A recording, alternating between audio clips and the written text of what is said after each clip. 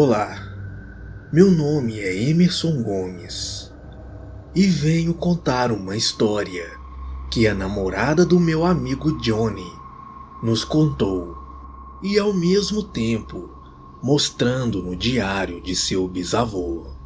Se ela simplesmente me contasse, eu talvez não acreditaria por causa da riqueza de detalhes e seu enredo. Tive o privilégio de ler algumas páginas que estavam em língua inglesa, mas com a ajuda do meu amigo que fala português, eu pude entender toda a história. Eles me relataram tudo na casa onde o casal estavam hospedados, em Teresópolis, aqui no Rio de Janeiro.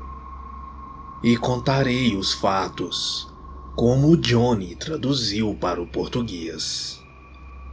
O ano era de 1861. Abraham Lincoln tinha acabado de ser eleito o novo presidente dos Estados Unidos. E os fazendeiros que eram proprietários de escravos não estavam muito felizes. Minha mãe era muito amiga da família do reverendo, e meu pai trabalhava no gabinete da prefeitura. A vida era muito pacata na cidade. Em um certo dia, eu estava na sala lendo um livro, enquanto meus pais ouviam meu irmão David tocar piano, como ele fazia de costume. De repente, eu ouvi alguém chamando meus pais. Eu me levantei e fui ver quem era. Mas, para minha surpresa, era o Sr. Foley. Ele tinha acabado de chegar da floresta com alguns de seus homens e mandou chamar meu pai. Eles ficaram conversando algum tempo e suas expressões faciais mostravam uma certa preocupação e espanto ao mesmo tempo. No dia seguinte, quando eu estava tomando café, antes de ir para o colégio, eu escutei a conversa dos meus pais, e eles diziam: como pode ter acontecido uma monstruosidade dessas? Isso parecia mais um ataque de algum animal selvagem, disse a minha mãe. Mas meu pai discordou. Não acredito muito, pois parte da sua barriga estava totalmente devorada e haviam feridas profundas no seu pescoço. Não acredito que seja algum ataque de urso, ou muito menos um ataque de algum felino. Eu fui para a escola, e quando cheguei lá, o Joseph, que era filho do casal italiano que viviam próximo à floresta, veio falar comigo. Eu disse o que tinha acontecido, que o Sr. Foley esteve na minha casa e alguns homens com ele. Ele me disse que o Sr. Richard foi encontrado morto próximo do lago, com seu corpo totalmente devorado, e perto dele haviam pegadas de algum animal muito grande. Ele ia me dizer mais coisas, mas a professora entrou na sala. No intervalo, o Joseph e o Wallace diziam que gritos e uivos vinham de algum lugar na noite anterior, e que seus pais estavam com o Sr. Foley, mas quando chegaram no lugar, só encontraram o cadáver. Estava com as tripas para fora e uma grande quantidade de sangue espalhada no chão. Quando eu cheguei em casa, minha mãe conversava com a tia Jaque sobre o assassinato na floresta e não tinha percebido minha chegada do colégio. E ela dizia que talvez aquilo tenha acontecido devido às maldades que ele fazia na fazenda, onde trabalhava tomando conta de escravos.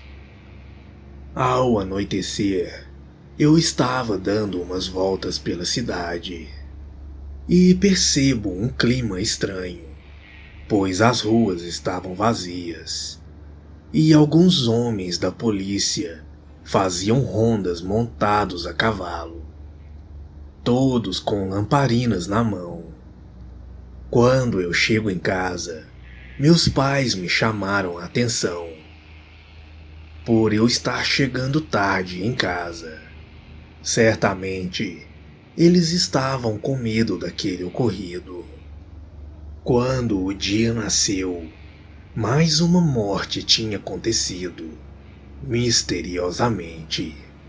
Desta vez, a vítima foi uma moça de 19 anos, que tinha por nome Mary.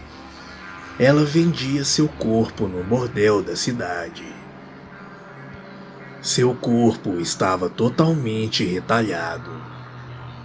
O pânico voltou a assombrar nossa cidade. Contudo, o que mais ganhou notoriedade foi a convocação dos jovens para lutar na guerra contra os estados do norte. Por volta de meia-noite, eu estava em meu quarto, que ficava no segundo andar da nossa casa. Como minha cama estava próxima da janela, eu poderia ver através do vidro todos que passavam pela rua. Eu resolvi acender uma lamparina e ler talvez algumas passagens da Bíblia. Mas, para minha surpresa, eu começo a escutar passos pesados vindo ao longe e um estranho ruído, como se fosse um cachorro, só que muito mais pesado. Eu nunca tinha escutado um som desse em toda a minha vida. Eu resolvo olhar para a rua e quando lá embaixo vejo uma criatura que eu pensava ser um urso. Mas não era. Era algum tipo de lobo muito grande e com uma aparência monstruosa. Eu consegui ver suas características por meio das tochas acesas que iluminavam as ruas desertas da cidade. Um frio gelado tomava conta do meu corpo, pois eu não conseguia me movimentar na cama. E para o meu espanto, o bicho ficou de pé farejando o ar. Aquela coisa parecia um animal racional. Eu fiquei olhando o bicho que novamente ficou de quatro e correu em grande velocidade. Eu não consegui dormir naquela noite, devido ao grande susto da madrugada. Na manhã seguinte, enquanto eu tomava café com a minha família, eu resolvo contar para os meus pais sobre o que eu tinha visto. Mas meu pai achou que fosse apenas um sonho. Mas meu pai mudou de opinião quando o Sr. Krieger relata para os policiais que durante a madrugada sua fazenda foi atacada. Um de seus bois foi morto e um de seus capangas foi gravemente ferido, logo após ter atirado contra um grande lobo negro.